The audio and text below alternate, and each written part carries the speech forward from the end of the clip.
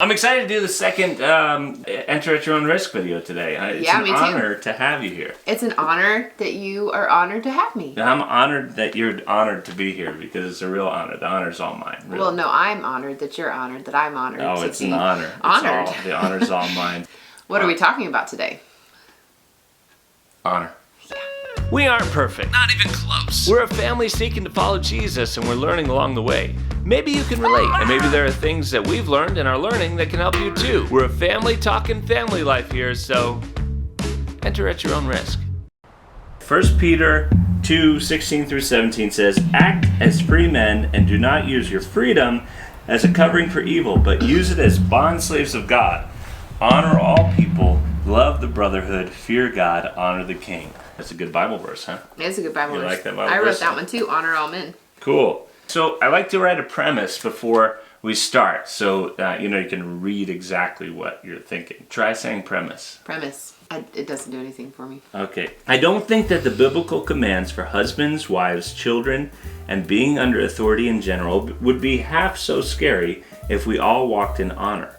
Honor gives respect, worth, and dignity to another. It's an extremely important aspect to all relationships. Honor leads us to love our neighbor as ourselves. It says, among other things, that you have a brain, you have legitimate desires, and your thoughts and opinions are worth hearing and considering. You are worth respect. Honor is ultimately seen in a heart when someone has complete power to control and dominate another and to get away with it, but they choose instead to give dignity, consideration, and respect, even if they have to give correction. By now we probably have a baby.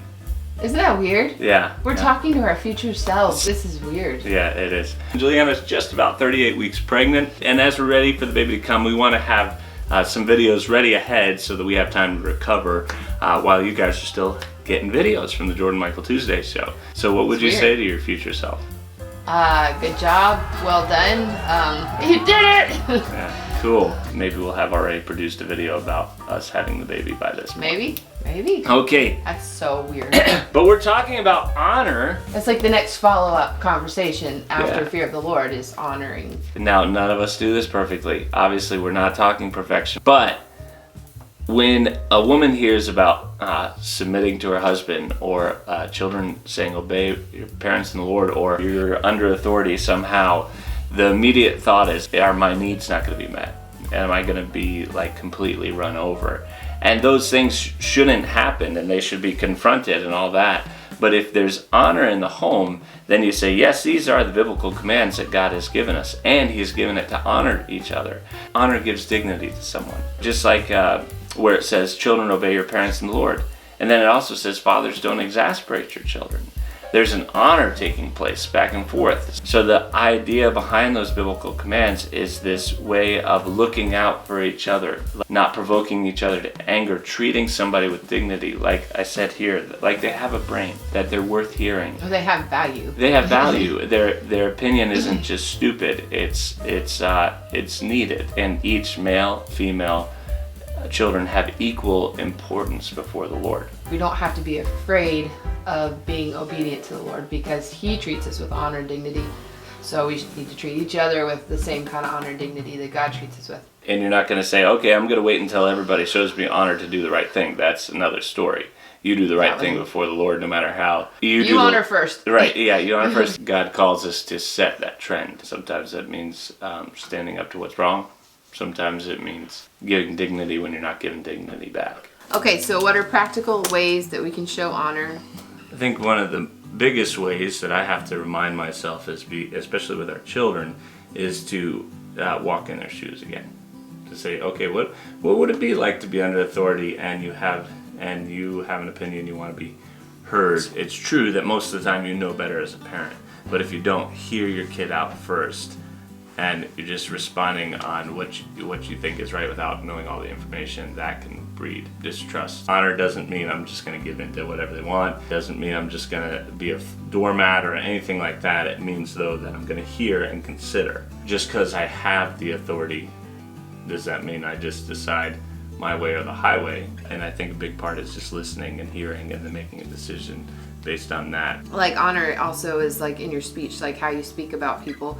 Because if you have Or speak about your children. Yeah, like if your 3-year-old standing there and they hear you just tearing them down to your friends, that's not honoring that child. That child needs to know that they have dignity. And then if we're talking practically, there's honor in marriage too. Coming back to that whole thing about like if you have power and control to dominate and you choose not to, you choose to look for the best interest of the other. And when you're dating somebody, you have the choice to not date them or to date them, to stay in this dating relationship or not.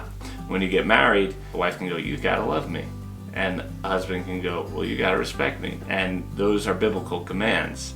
But if you're going, well, they have to stay committed in this, which is true for the Lord, then you go, well, I'm gonna treat them like dirt. That's the heart of dishonor. But honor within marriage, it says, you're in this commitment. I want to keep in a mindset of you're thriving as a husband, you're thriving as a wife. And then with kids, they have to obey you.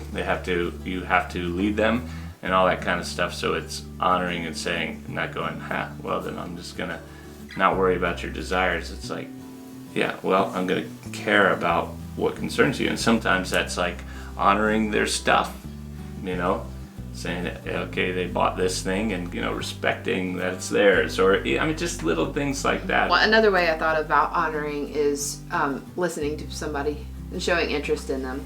Yes. Just showing interest in a baby's face, or showing interest in a 2-year-old's face, or showing interest in your teenagers, or your friends, or people that you may be like, I don't have time for them right now.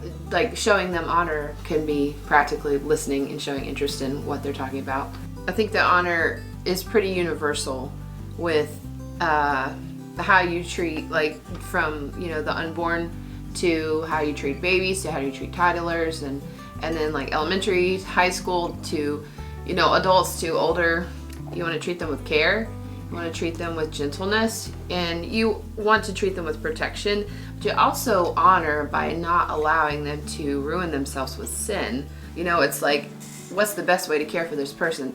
And if that means like stopping them from sinning, that's honor too. When you get something sent to you in the mail and it's very, very fragile, it'll have tape on it that says handle with care. I think I could sum up honor with that, like handle with care. But you do have to state the truth, but you're handling it with care. You have to treat that person like with dignity. Right. How does honor work in arguments? That's when honor is really tested for all of us, when we're angry, right? Because that's when just pride provoked, goes. right? Yeah, exactly. And you're not trying to win an argument by dominance. You got to have an argument with truth and love. Now, all of us don't do that perfectly, but dominance is what we're trying to avoid. The other person, you wanted to be right by just them not being heard. Not shutting each other down through manipulation, emotions. Emotions come out, but like shut Manipulated down. Emotions. Right. Using the manipulation of emotions to get around the truth. Crying happens in arguments, but I just mean intentionally using that in a way that's where it leaves the person. To get dominance, really. Yeah, it's another form of dominance. Speaking to each other with reason, honesty, and love. Hearing each other. So you're handling the whole thing with care. Right, exactly. Your emotions will be triggered. Honor says, I'm not going to dominate through that. Giving someone value helps them to value themselves and others. After all, that's what God did for us. If we don't know that God loves us, and values our emotions, what's going on in our hearts and minds, then we tend to not really know how to carry that to somebody else. It's crazy watching how somebody will value something that's in the room. I went to this like way overpriced store one time that I don't belong in. It was one of those like fancy schmancy deals. And they had like this weird piece of wood, and it said like $3,000 on it or something like that. And I felt expensive just walking in there. I didn't buy a thing that I remember anyway, maybe a piece of gum. How much did that put you out? But I looked at my brother and I said, Carl, if I found this in the woods, I wouldn't keep it. But it's $3,000 and somebody's probably gonna buy it because somebody put value on it.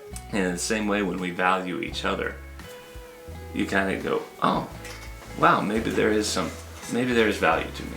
Some people have been valued extremely poorly. No matter how you have been valued by man, God values you equally to every person. That he values you so much that he went to the cross for anybody who would believe in Jesus as Lord and give their life to him, that he would make them his child, his heir. If all men and women have said that you're of no value, that's not who you are. God values you. And if God, the creator of the universe, values you, you are of great, amazing value. What are some of the effects of dishonor? One of the biggest things is if we're treated with dishonor, we kind of expect it from other relationships. And we tend to not look at the red flags as we come to marriage or come to a relationship. Everybody has a choice whether they're going to sin or not. Children still make mistakes. We all make mistakes. But I do think that the more dishonor is in a home, the more that rebellion is created. Strong will, as we talked about, there is some strong will that's born in a child, but I think that strong will is bred more if a kid doesn't feel heard, doesn't feel like seen or understood. And so they say, well, nobody's looking out for me, I've got to look out for myself. I don't want to say it just creates it like it's all somebody else's fault, but it can create a breeding ground for rebellion. The question for you and I, and the question for all of us is, what are we sowing? What are we sowing, and are we leading in honor? Any thoughts, final thoughts from you? I would say handle with care.